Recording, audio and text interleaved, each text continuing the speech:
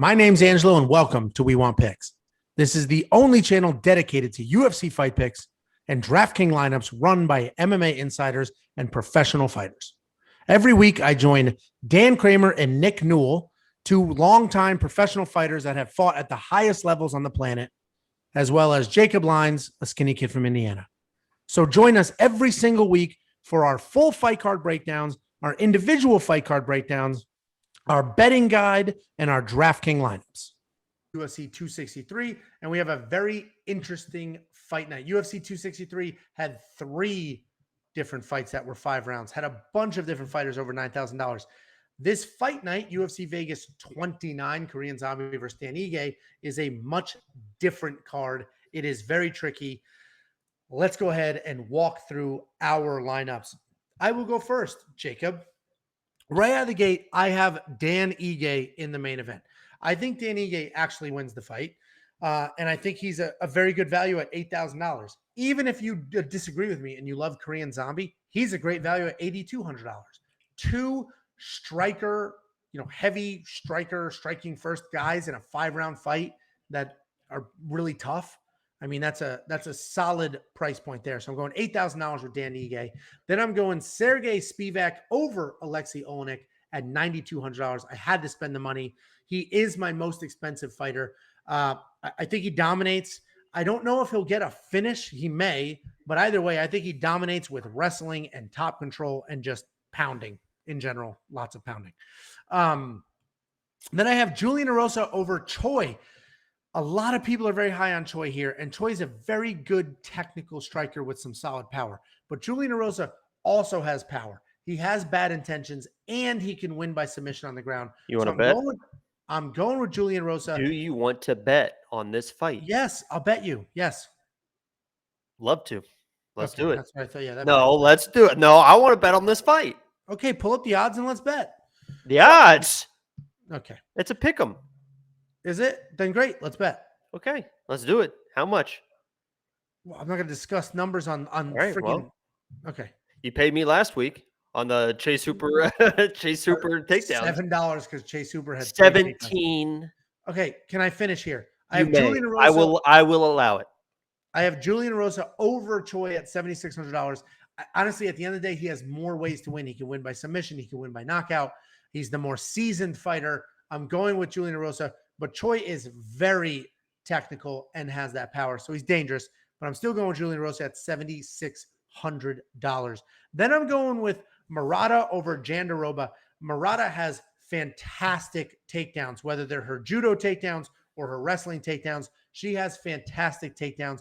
I think her judo black belt will keep her out of submissions. Judo is not only the throws, it's the Ronda Rousey arm bars and chokes and other things like that. So I think Murata's judo and wrestling base is enough to not get submitted by Jandiroba, who is a threat in the submission game. So I have her in my lineup, and I think she gets a ton of takedowns, control time, all of the above that you get from a solid grappler. Then I have Procopio over O'Neal, another underdog. Actually, I guess she's a very slight favorite. She opened as an underdog and it flopped. But Procopio has more experience. I think Procopio is much more dangerous on the ground.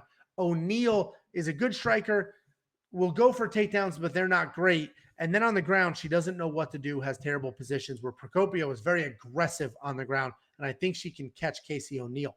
And then finally, I have Chaos Williams over Semmelsberger. I think Chaos Williams gets a knockout. Semmelsberger loves to march forward, loves to stay busy and continue to move and pressure.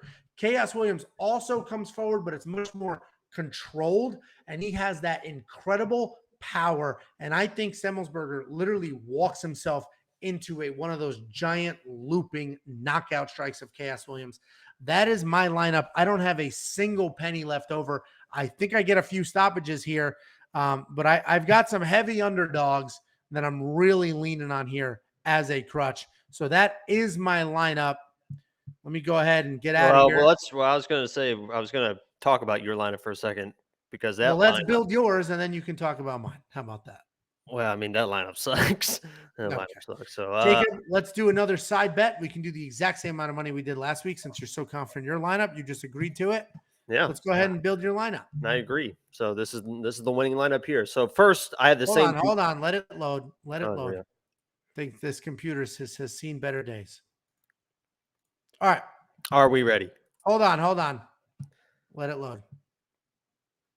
Let it load. Oh my God. What is the it's the There we go. Bellator, isn't it? The Bellator guy says the fans are ready. Are you ready? Or so, I think that's his tagline. Anyway, Okay. Good so we job. got the winning lineup here. There's only 2 of us this week, but tune in because Dan will be back Dan will Friday. be here for our final lineup. I was just saying that. You just interrupt for no reason. Like I'm explaining that, and you're like, he will be here Friday. Get off my back. So I have the same 2 picks as you to start. I have Dan Ige. He's one of the best featherweights in the game. I think he's going to be eventually, I don't know if he will become champion, but he's definitely going to be fighting for a championship next year. I think he wins the fight. I went with Sergey as well because I don't trust Olenek's chin. I think, if he gets hit, he's going down. The only thing that worries me, and we mentioned in the breakdown video, Sergey is willing to grapple. He's willing to go to the ground. And against Olenek, that's where you do not want to be. So, I think that he avoids that or can use his defensive grappling to withstand the takedown attempts and find Olenek's chin eventually. Then I went with the lock of the week. And we talked about this fight. I have no idea. Watch the breakdown video. I think these odds are honestly like completely wrong. This is the biggest underdog on the card, the cheapest fighter on the card. And I have no idea why. He's gonna take Alexa. He's gonna throw him across the octagon. He's gonna go on top of him. He's gonna start pounding him. I have Nikolai. Not even gonna try the last name for $6,900 as the biggest underdog on the card, and that is the lock of the week. And I'm so confident. Dan Ige, backup lock of the week. I love Dan Ige. He's 8,000 versus 8,200 Korean Zombie, but this is the lock of the week. I've never been so confident in a lock of the week. We're gonna get ready to have t-shirts. We got to get excited about the t-shirts. So lock of the week, t-shirts coming out. This is the most confident lock of the week. Is the t-shirt contingent on this lock of the week hitting? I mean, if it is, then we're getting t-shirts. So, and then I went with, so then I have to find another favorite. When you have one of the biggest underdogs or the biggest underdog, you got to spend your money somewhere. I didn't want a ton of money left over, and I like his ability to withstand the pressure of Matt Brown. I have Diego Lima in my lineup. I think he chews up Matt Brown's legs. Matt Brown's going to keep coming forward, so I think that just adds more points to Lima. I don't think he's going to get the finish, which at $9,000 is pretty expensive, but I just like his chance to win the fight versus some other favorites who I'm picking against, honestly. So I have Diego Lima. Then I went with Choi against Arosa. So I think we're flip-flopped on this one. I just like his ability to keep the distance in this fight. He's a more precise striker. He can use his length. I think Arosa is going to try and shoot takedowns. I think Choi is good enough to stuff those takedowns and then use his jab and use that length and the precision striking to dominate this fight. And as I mentioned in the breakdown, I don't want to bring this up again, but it's very, very important. Arosa, 3 straight losses. Or it's 3 straight wins, 3 straight losses. Then he had 3 straight wins. So now he's about to start his 3 straight loss streak to Choi. You can argue feelings, but you can't argue facts. So Choi wins the fight. And then I have $8,300 left over. And honestly, if you look at everyone in that price range, I know he's probably going to lose. I think he's going to lose. But to have the most value, the most bang for your buck, it's got to be with the Korean Zombie in the main event. It's 5 extra rounds. I think that this is an absolute war. I think Dan Ige probably dominates, but Choi finds a way to get points. Choi might even, Dan Ige is very, very tough, but he's also can get in those brawls. I would be surprised if Korean Zombie drops him once and then he comes back to dominate the fight. Something weird like that to where Korean Zombie can still score a ton of points, even though I think he's going to lose. So with that said, I can't go 6 for 6 like I have been going. So 5 and 6 is the best I can do. I think this is a 5 and 6 lineup. And yeah, I said your lineup sucks because while we did our breakdown videos, not to we're only heads up on one fight. No, but in our breakdowns, you have Chaos. I picked Semmelsberger. You have Procopio. I picked O'Neal in that fight. You picked Murado, and I think that Verna's going to win. And then we're heads up on the Rosa. So that's why, obviously I don't know if it sucks, but the way I was picking, we're opposite on 4 of those picks. And anybody watching this video, we do full breakdowns on every single fight. So if you're curious about a fight, you want to know why I went in one direction or Jacob went in one direction, check out that full breakdown video. It is already up, so go find that. We always get comments on this video saying, what about this fight? What about that fight? We literally do full detailed breakdowns going into that. Also, if you're watching this, join our free DraftKings League. The link is in the description below. It costs you $0 to play. And if you win and you're a subscriber, we'll pay you money. Straight up Venmo you money. If you are a member, which means you click the join button below. If you are a member and you win that league, I Venmo you twice as much money. We just sent our buddy Dave $30. Could be you.